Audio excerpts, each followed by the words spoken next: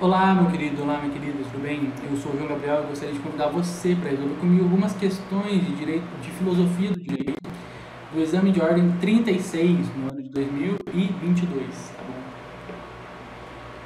Uma dica importante é que as questões de filosofia são muito bem abordadas somente utilizando a interpretação de texto, ou seja, não é necessário, ou plenamente necessário, que se aprofunde no conteúdo de filosofia, uma vez que o conteúdo é extremamente vasto para a resolução de duas questões e que elas podem muito bem serem resolvidas com a interpretação de texto. Então, vamos começar. E uma dica importante para a resolução de questões objetivas é foco na pergunta. Primeiro, leia a pergunta. Então, vamos ler a pergunta primeiro. Com relação ao critério da eficácia na obra em referência, assinale a alternativa correta. Como está falando obra em referência, a gente vai buscar para ver qual obra que é essa.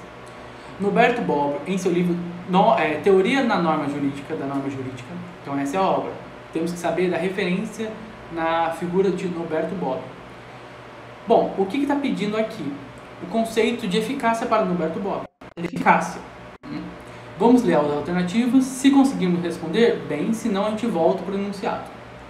A alternativa A vai dizer que a eficácia relaciona-se ao problema da interdependência necessária entre os critérios. Isto é, para que uma regra seja eficaz, ela também deve ser válida e justa. Letra B.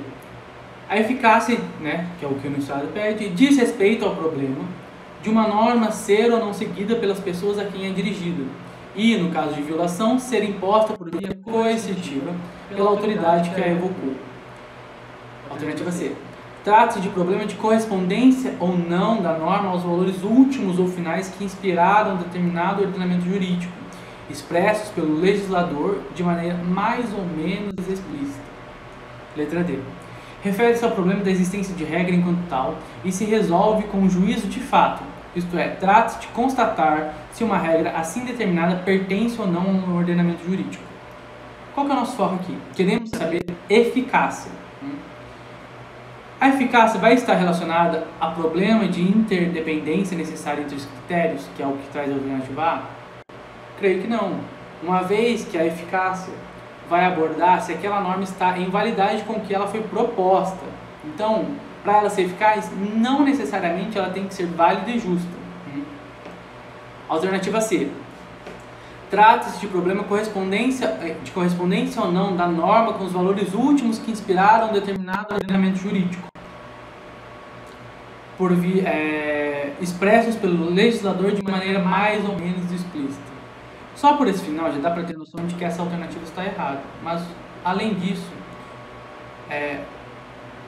no que tange a correspondência ou não da norma aos valores últimos do legislador, está mais ou menos certo.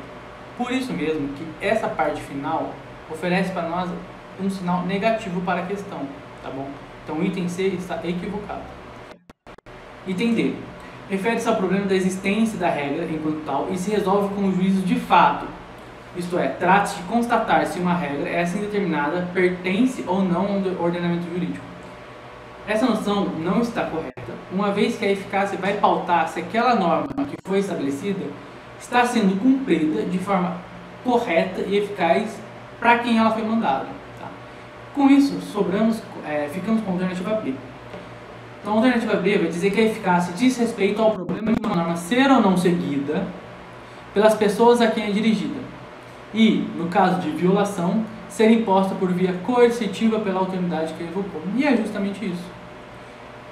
Não precisávamos saber o que dita especificamente Norberto Bobbio, mas temos a noção aqui nessa fundamentação que, na perspectiva dele, a compreensão de eficácia dá pela consonância entre a efetiva existência da norma e a forma como seus destinatários a seguem, que é justamente o que diz a alternativa B. Bom. Seguimos então para a questão de número 2. Então, mais uma vez, vamos usar aquela nossa tática mencionada anteriormente, de ler primeiro o enunciado, ler primeiro o que está pedindo a questão e, posteriormente a isso, se não conseguirmos responder, voltamos e lemos a questão como um todo. Tá bom? Assinale a opção que, segundo o autor, na obra citada, expressa tal dificuldade. Então, precisamos ter a noção de qual que será essa tal dificuldade. Então, nosso foco é esse. Juízes e juristas, ademais, são muito mal aparelhados para fazer esse tipo de avaliação consequencialista, a avaliação consequencialista. em comparação com o braço executivo do governo, ou mesmo do legislativo. Isso por Ney Markmock. Ney Markmock, em seu livro Retórica e o Estado de Direito, afirma que um certo tipo de raciocínio consequencialista tem importância decisiva na justificação das decisões jurídicas. Contudo, ele reconhece que há dificuldade para se adotar essa postura consequencialista. Assinale a opção que, segundo o autor, na obra citada, expressa tal dificuldade. Qual que é a dificuldade do consequencialismo? É basicamente isso que nós queremos saber. Alternativa A vai ditar: a dificuldade está na extensão das consequências que o juiz deve considerar e nas bases sobre as quais ele deve avaliá-las. Letra B. É difícil fazer uma análise isenta, pois convicções religiosas de um juiz o fazem projetar as consequências de suas decisões nos termos de sua cosmovisão. Letra C. É preciso dividir com base nos textos legais e é impossível fazer juízos consequencialistas a partir daquilo que dizem as normas jurídicas. Letra D. O juízo consequencialista se adequa ao sistema de direito romano-germânico, mas não ao sistema de direito consuetudinário, portanto é muito difícil torná-lo padrão universal. Bom, temos aqui as nossas opções e vamos verificar que a alternativa correta é a alternativa A. Tá? A fundamentação vai se basear principalmente no que se compreende por consequencialismo. Então a alternativa A vai ditar o seguinte: a dificuldade está na extensão das consequências que os juízes devem considerar e nas bases sobre as quais eles devem avaliá-las. Ou seja, aqui está dizendo que é muito difícil ao juiz se ater às consequências porque há uma limitação que o próprio juiz deve encarar. Fornece para nós a compreensão o maravilhoso professor Ives Gandra, que tem uma doutrina vasta, e ele dita para nós que o consequencialismo pode ser entendido como a adaptação das decisões às suas consequências na realidade, para as quais são destinadas, com flexibilização do entendimento tecnológico das normas, na busca de uma justiça transcendente. O que ele vai querer dizer com isso?